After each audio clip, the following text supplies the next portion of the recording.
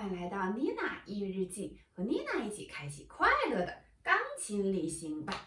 今天的视频，妮娜仍然想对学琴的家长朋友们说一说，练习当中回家之后的练习，我们需要怎么样更好的帮助孩子呢？首先，建议初学者家长一定要进行10节课到20节课之间的学习。这个学习的过程就是根据每个孩子的情况不一样。如果你的孩子自立能力很强，独立性很强，那么建议你10节课一定要坚持陪着他一起上。如果你的孩子相对于来说自主性稍微差一点，那么建议你进行1个月，甚至于进行2个月的陪同。妮娜说的陪同一定是上课走进教室，坐到旁边，认真的跟他完成每一节课。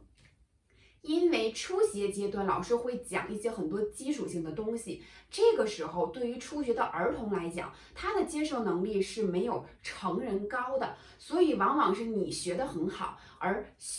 孩子呢，他接受的都很慢，所以需要在课上的时候你完全的吸收与消化，并在回家的练习过程当中给予他一定的帮助。那么经过一段时间的学习，你会很容易的去发现一个很重要的问题，就是越来越学习越难的时候，你的孩子会越来越好，越来越棒，进步越来越大，而你呢，最开始你是满腔的热情，而且很自信的时候，你就发现你听的越来越听不懂，你的进步越来越小，所以这个差异性是存在的。所以请家长朋友们一定在初期保证好自己的这个心态，你一定要记得，你和孩子在一起听课的时候，最初期你是优秀的，你是棒的，这个时候我们不要去埋怨孩子，更不要去批评孩子，你只需要做到的就是陪伴。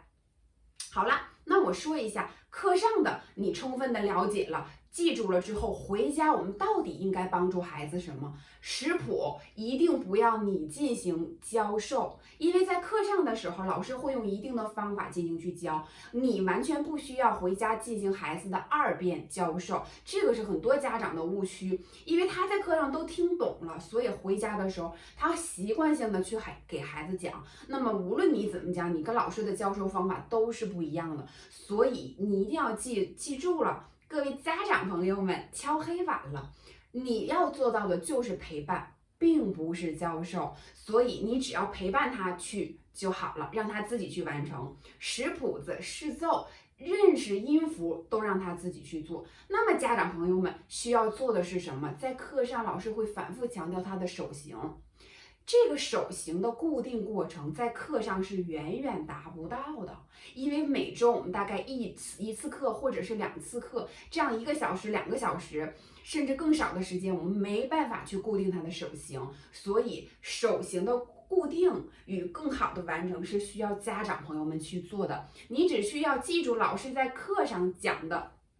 正确的知识，然后在课下练琴的时候，帮助他一起去摆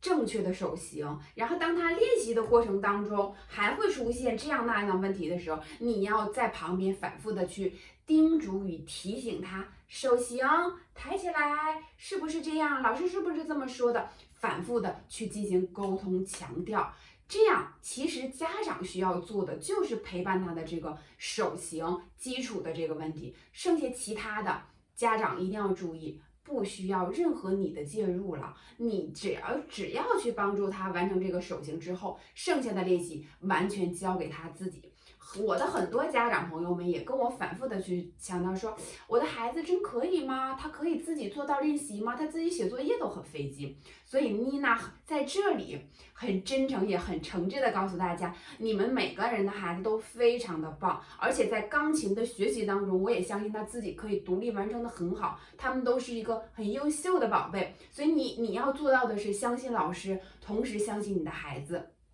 回家完全做到放手，老师交代你做的你去做，老师交代你不要去做的千万不要做，这也避免了很多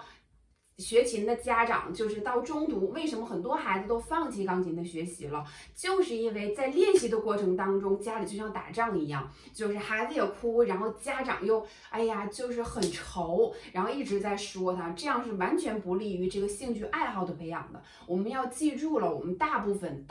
的孩子需要做的是兴趣的培养。爱好的培养是喜欢了，在我累的时候可以进行一定音乐的这种欣赏与美感的一个体现，不是说每个人都能达到顶尖，也不是说我们每个人都要去做专业的练习，所以就算我们继续去做钢琴专业的这个学习，我们也不需要在最初期的时候把孩子的兴趣、创造力、想象力全部给他打灭掉了。好啦，不说啦，今天就到这儿啦，我们下次再见吧，拜拜。